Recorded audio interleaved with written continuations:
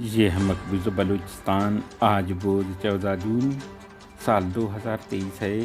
Balochistan today سے آج کے علاقائی خبروں کے ساتھ میں ہوں آپ کا میزبان الیاس بلوچ۔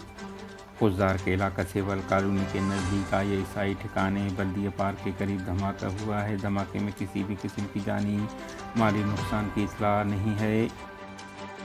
ضلع بارکان ہنہ ندی کے قریب بم دھماکہ جس میں 2 افراد مدو شاہجہ اور سلمان ہلاک ہو گئے ہیں۔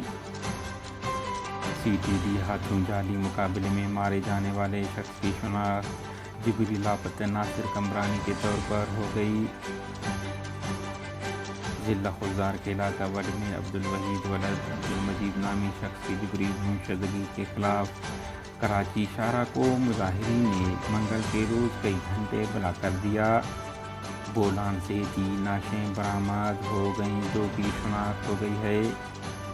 بوہیر صالح BSO پجار کے چیئرمین منتخب، نیشنل پارٹی میں شامل نہیں ہوگا سابق چیئرمین زبیر بلوچ۔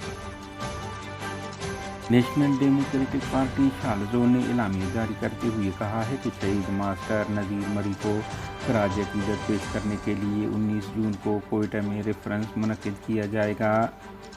کوئٹہ کے KK کمرانی روڈ سے نعش برآمد، جبکہ حبس خاتون کی نعش برآمد ہوئی ہے۔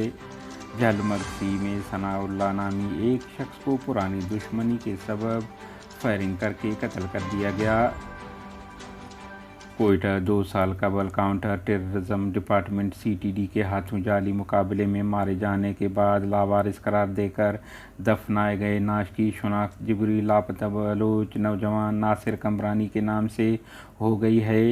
لواحقین نے نعش کی شناخت کر لی ہے، جس کے بعد تدفین آبائی علاقہ زہری میں کیا گیا ہے۔ ذرائع کے مطابق مذکورہ نوجوان کو جنوری 2021 میں خضدار کے علاقہ زہری سے جبری لاپتہ کیا گیا تھا اور ایک جعلی مقابلے میں قتل کیا گیا تھا، جس کے بعد ان کی نعش سول ہسپتال کوئٹہ منتقل کر دیا گیا۔ اس وقت نعش کی شناخت نہ ہونے کے سبب اسے لاوارث قرار دے کر کوئٹہ سے متصل مستونگ کے علاقہ دشت 13 میل قبرستان میں دفن کر دیا گیا تھا۔ ذرائع کا یہ بھی کہنا ہے کہ کاؤنٹر ٹیررزم ڈپارٹمنٹ CTD نے 30 اگست 2021 کو DC خضدار اور DC آوران کو لیٹر ارسال کیا تھا، جس میں بتایا گیا تھا کہ ناصر فاروق ولد غلام فاروق سکن محلہ صادق آباد زہری مارا گیا ہے، جبکہ اسی لیٹر میں مزید 3 افراد غلام جان ولد باران سکن بائی پاس کوئٹہ، عبدالقیوم ولد زہری خان سکن زہری خضدار اور کمال خان ولد باہوڑ سکن چکی آوران کے مارے جانے کا بھی لکھا گیا تھا۔ اس لیٹر میں لکھا گیا تھا کہ مذکور افراد کو لاوارث قرار دے کر عیدی کے ذریعے تدفین کی گئی ہے۔ بولان کے علاقہ مچ کے قریب سیاحتی مقام کابوئی سے 3 نعشیں برآمد ہوئے ہیں۔ تینوں کو گولیاں مار کر ہلاک کیا گیا ہے۔ اب تک 2 کی شناخت ہو گئی ہے، تاہم ایک کے پاس شناختی کارڈ نہیں، جبکہ 2 مقتولین کا تعلق خالق آباد منگچر سے بتایا جا رہا ہے۔